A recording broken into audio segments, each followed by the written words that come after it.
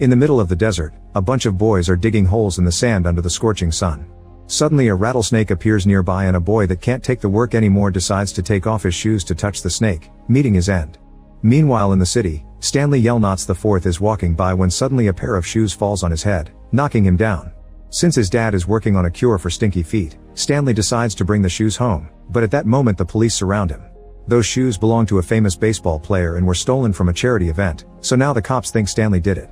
The police take him to see his parents and immediately notice suspicious things. His dad Stanley III has an apartment filled with dozens of shoes, and Stanley IV has posters of the baseball star on his wall. Considering this proof, Stanley is taken to court, where he's offered two options: jail, or spending 18 months in Camp Green Lake.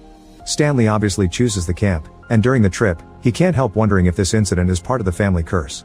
The bus crosses a vast desert full of holes, and for a second Stanley thinks he can see a merchant with his mule, but it seems it's just his imagination. He arrives at a small shady town, which is filled with boys wearing prison uniforms. Stanley meets the warden's right hand, Mr. Sir, who finds Stanley's name funny. The boy explains the family surname Yelnats is Stanley backward, and naming the son Stanley became a tradition to keep the pun, but Mr. Sir doesn't care and proceeds to share how things work here. The camp doesn't have watchtowers or fences because there's nothing but desert for hundreds of miles without a single source of water, so nobody dares to escape.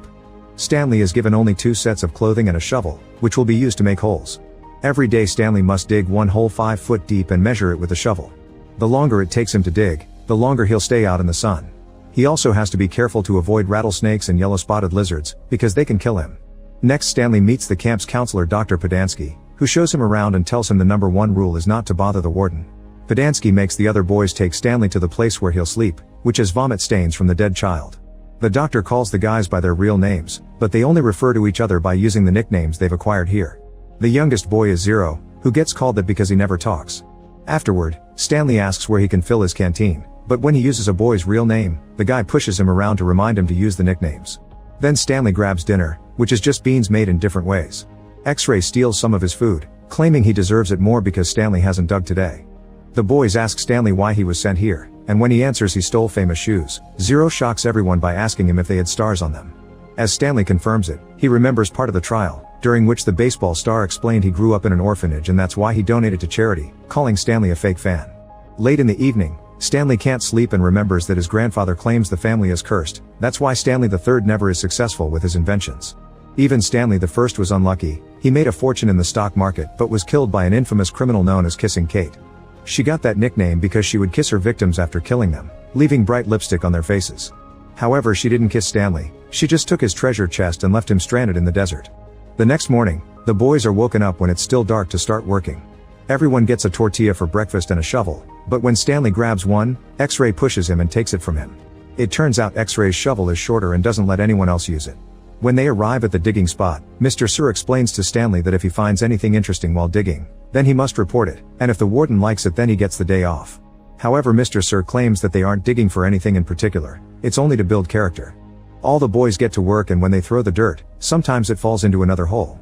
Stanley tries to ask them to be careful, but the boys just laugh at him while Stanley works on his hole. He thinks about the curse again. His ancestor Elia worked in a pig farm and fell in love with the boss's daughter Myra. He visited the local fortune teller Madame Zeroni to learn how to win the girl's heart, but Zeroni told him to forget about the girl and travel to America to meet his fate. Elia didn't give up and asked his boss for Myra's hand. However, there was another candidate offering a huge pig as dowry and Elia was turned down. He returned to Zeroni, who finally took pity on him and taught him a trick. Elia had to take a small piglet up the mountain every day to drink from the stream while Elia sang a tune for it. Elia would grow stronger and the pig would grow larger until it could be used as the best dowry. After handing in the pig, he had to come back and carry Zeroni up the mountain so she could drink too. If he failed to do that, a curse would fall on him and all his descendants. Stanley followed every step for a few days until the pig was huge, so he took it to his boss. However, both pigs were the same size and the boss let Myra choose who to marry. Myra couldn't make up her mind and offered a guessing game to decide, but Stanley was so offended by her flippant attitude that he decided to go to America like Zeroni first told him. Unfortunately, he forgot to take Zeroni to the mountain before leaving, so she cursed the family as promised. Back to the present, Mr. Sir stops by the holes with his truck so the boys can fill the canteens with water and teases Stanley for getting his first blisters on his hands. The first one to finish working is Zero, who is a very fast digger and the boys think he eats the sand. When Stanley finally finishes his hole, nobody helps him get out of it, so he has to learn to climb out alone. Once he's back in town, he finds Mr. Sir pointing a gun at him, but actually he's shooting a yellow spotter lizard. The shot misses and the lizard jumps out to attack Stanley, but Mr. Sir shoots again and the little lizard dies. Days start to pass and Stanley starts getting used to the camp's routine.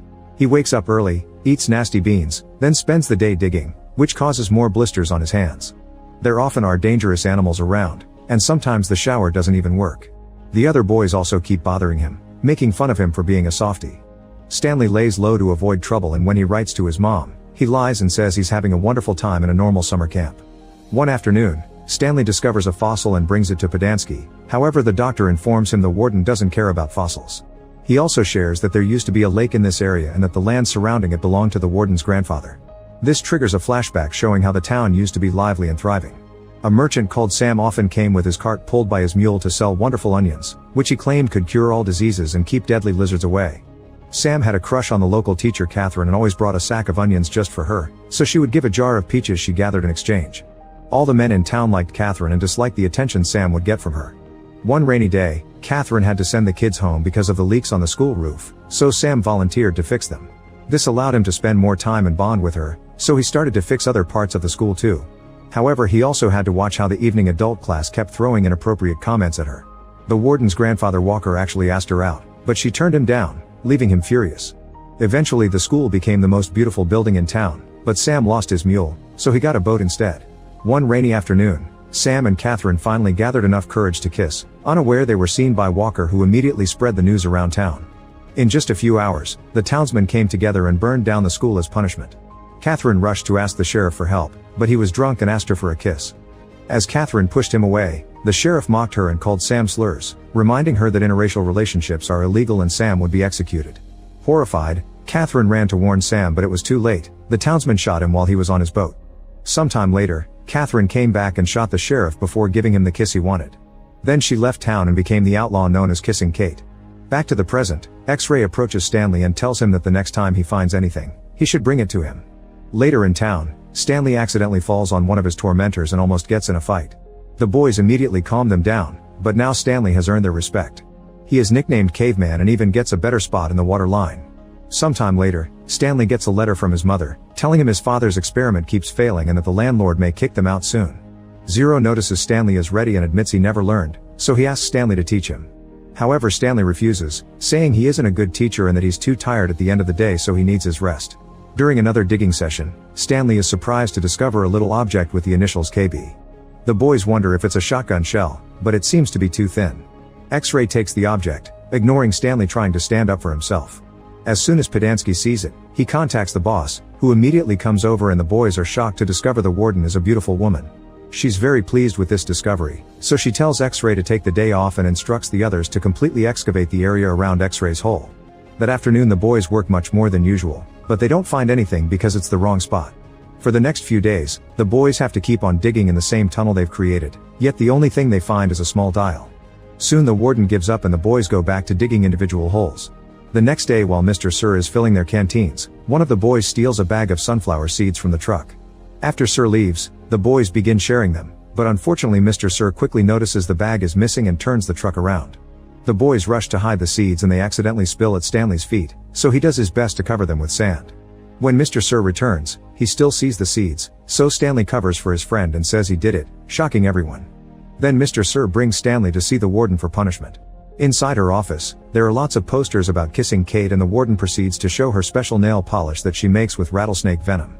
After quickly painting her nails, the warden slaps Mr. Sir for interrupting Stanley's digging over something stupid like seeds. Then she sends Stanley back to digging. When he returns to the digging area, the guys see him as a hero and Zero has finished his hole. As thanks, Stanley agrees to teach Zero how to read.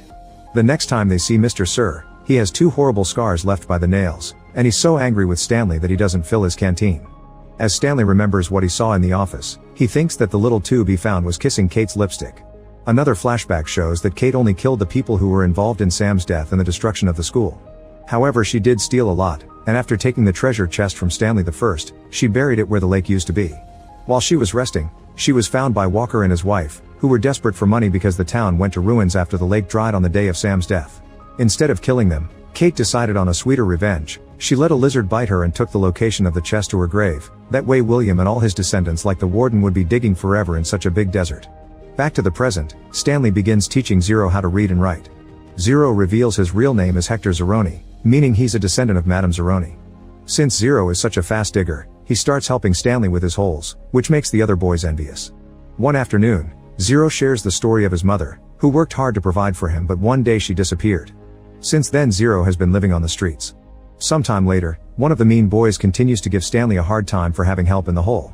Stanley confronts him and Podansky encourages them to fight to solve their problem. As the boys struggle on the ground, Stanley gets easily overpowered, so Zero jumps in to help and almost kills the other guy. Podansky shoots in the air to make them stop, and soon the warden comes by to hear what happened.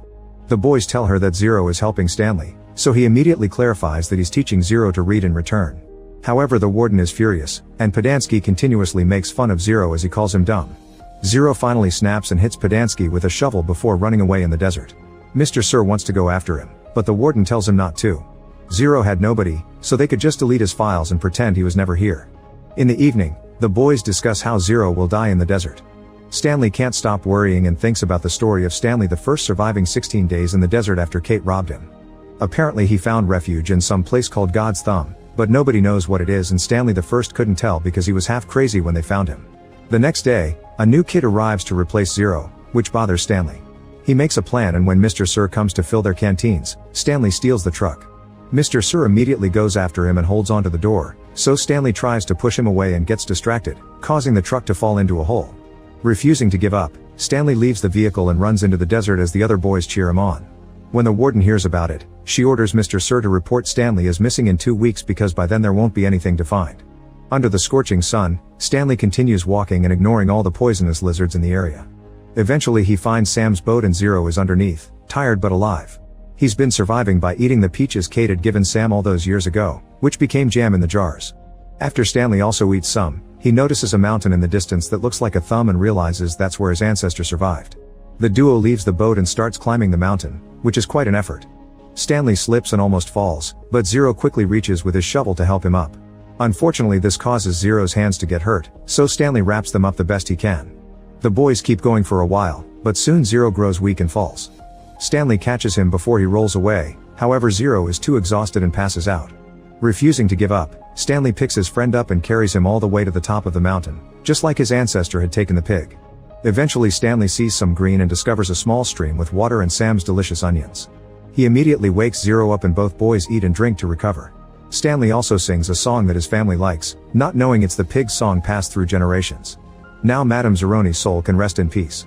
As the curse is lifted from the family, Stanley III finally finishes his invention and discovers an effective treatment for the foot odor by blending peaches and onions, so the family celebrates. The next morning, Zero makes a huge confession. He was the one who stole the shoes.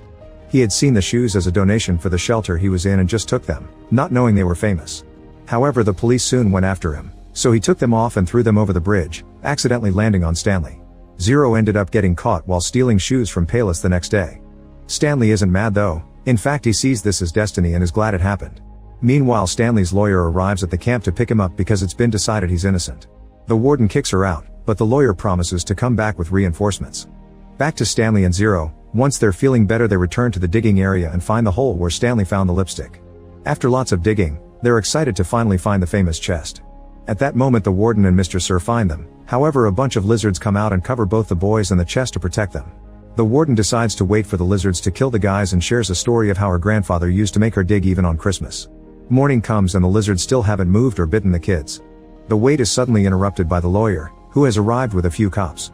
The warden invents a story about the boys stealing the chest from her office and running away with it, but Zero proves they're innocent by pointing at Stanley's name on it. Afterward they return to town and the lawyer puts the chest in her car before announcing they're leaving. However, Stanley refuses to leave without Zero, so the lawyer asks for his file. When they discover the file is missing, the cop makes a call to get permission for an investigation and learns that Mr. Sir is a criminal on the run and Podansky isn't really a doctor, so both man and the warden get arrested. At that moment, it rains for the first time in decades and the boys come out to celebrate.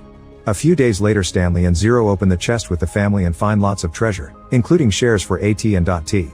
Stanley wants to share the treasure with Zero and the family agrees, so the first thing Zero does with the money is hire private investigators to find his mother, which results in a very emotional reunion. Sometime later, the camp is closed and the boys are sent to real counseling. Stanley's and Zero's families become neighbors in a fancy neighborhood, and their friends from camp visit them often. Stanley's invention becomes a huge success and the famous baseball star now works on his ads, proving it was all connected since the very beginning. Make sure to subscribe and turn on notifications so you can watch more videos like this. Thanks for watching.